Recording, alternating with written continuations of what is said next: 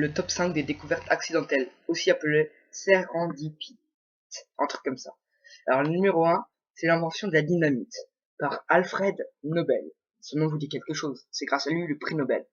En fait, au loin, il a vu une boîte de nitroglycérine, et elle a coulé sur un caillou appelé, enfin, c'est Kieselguhr, comme ça, quoi. Et sauf que ce mélange, ça explose. Et c'est comme ça qu'il a eu l'idée de la dynamite. Cette roche, c'est une roche allemande, je crois, enfin. Et c'est comme ça que c'était aux périodes de la guerre. Après, le numéro 2, c'est le Viagra. C'est la société Pfizer qui essayait de guérir les angines de poitrine, donc c'est une maladie cardiaque, et qui, en donnant ça à ses patients, ont remarqué que ça faisait des effets au niveau de la bite, quoi, le Viagra.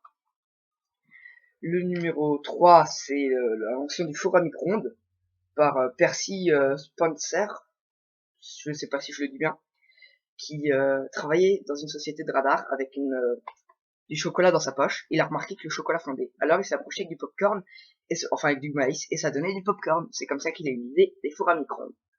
Le numéro 4, c'est la découverte des bactéries. C'est Anthony, je vous mettrai le nom dans la description, qui a découvert les bactéries alors que c'était un marchand de tapis. Il a inventé des loupes qui grossissaient 500 fois.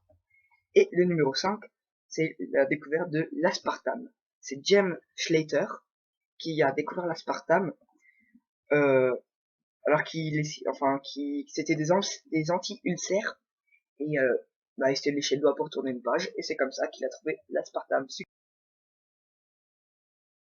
Je mettrai tous les mots que j'ai eu du mal à dire dans la description et n'oubliez pas, si la vidéo vous a plu, abonnez-vous et lâchez un like.